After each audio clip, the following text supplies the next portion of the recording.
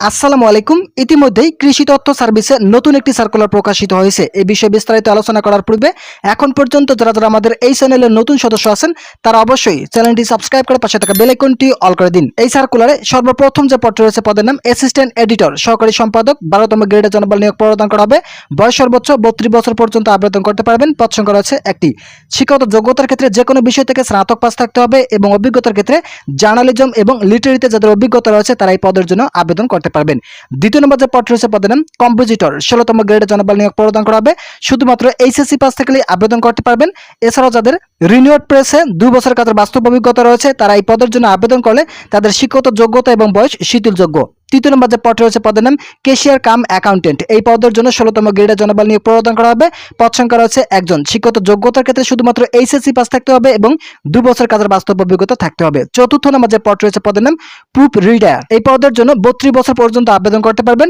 শুধুমাত্র HSC pass থাকলে আবেদন করার সুযোগ থাকছে এবং রিনিউড প্রেসে ২ বছর কাজের বাস্তব অভিজ্ঞতা থাকতে হবে। অসাধারণ অভিজ্ঞতা সম্পন্ন প্রার্থীদের ক্ষেত্রে শিক্ষাগত যোগ্যতা এবং বয়স শিথিলযোগ্য। ভিডিওটি চলাকালীন সময় আমি আপনাদের কাছে আবারও রিকোয়েস্ট করতেছি, এখন পর্যন্ত যারা আমাদের এই চ্যানেলের নতুন সদস্য আছেন তারা অবশ্যই চ্যানেলটি সাবস্ক্রাইব করে পাশে থাকা বেল আইকনটি অল করে দিন। পঞ্চম নম্বর যে পদ রয়েছে পদের নাম ডেসপার, প্রেরক পদে জনবল নিয়োগ প্রদান করা হবে।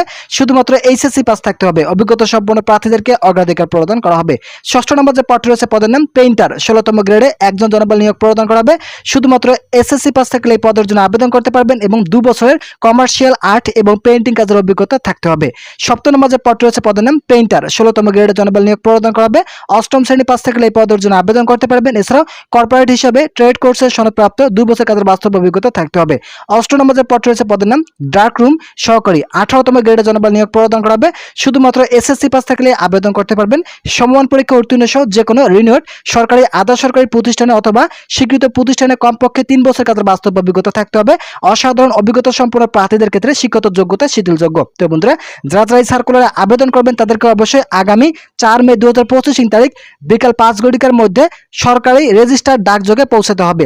বর্ণিত নির্ধারিত ছক মোতাবেক পরিচালিত কৃষি তথ্য সার্ভিস, বাড়ি খামার, ঢাকা বরাবর আবেদন করতে হবে। তো বন্ধুরা, যারা আবেদন করবেন তাদেরকে অবশ্যই শুধুমাত্র ডাকযোগের মাধ্যমে আবেদনটি করতে হবে। কেউ যদি অন্য উপায়ে আবেদন করে থাকেন তাহলে তাদের আবেদনপত্র গ্রহণযোগ্য হবে না। তাই আপনাদেরকে অবশ্যই ডাকযোগের মাধ্যমে আবেদন করতে হবে। প্রার্থীদের বয়সসীমার ক্ষেত্রে ১৩/৪/২০২৫ তারিখের মধ্যে যাদের বয়স সর্বনিম্ন ১৮ এবং সর্বোচ্চ ৩২ বছর রয়েছে তারা এই পদের জন্য এবং এই সার্কুলারে আবেদন করতে পারবেন। তো বন্ধুরা, আজকের এই ভিডিওটি পর্যন্ত। আশা করি এই ভিডিওটি থেকে অনেক উপকার পেয়েছেন। যদি উপকার পেয়ে থাকেন তাহলে অবশ্যই চ্যানেলটি সাবস্ক্রাইব করে পাশে থাকা বেল আইকনটি অল করে দিন। তো এখানে দেখতে পাচ্ছেন কৃষি তথ্য সার্ভিস, বাড়ি খামার, ফার্মগেট, ঢাকা ১২১৫, এই ঠিকানা আপনাদেরকে আবেদনটি করতে হবে। গত ৯/৪/২০২৫ তারিখে এই সার্কুলারটি প্রকাশিত হয়। কৃষি তথ্য সার্ভিস, খামার বাড়ি, ঢাকার অধীনে রাজস্ব খাতভুক্ত নিম্ন বর্ণিত পদসমূহ অস্থায়ীভাবে পূরণ করার নিমিত্তে বাংলাদেশের প্রকৃত নাগরিকের নিকট হতে দরখাস্ত আহ্বান করা যাচ্ছে। তো এখানে দেখতে পাচ্ছেন এটা কিন্তু পুরোটাই রাজস্ব খাতভুক্ত, মূলত পুরোটাই একটি সরকারি চাকরি এবং অস্থায়ীভাবে নিয়োগ দিলেও এটি কিন্তু সরকারি একটি চাকরি, যেহেতু এখানে রাজস্ব খাত উল্লেখ করা রয়েছে।